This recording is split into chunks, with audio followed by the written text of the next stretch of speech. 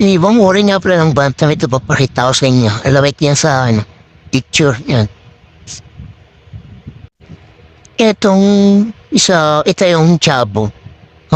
Japanese chicken daw ng ganito.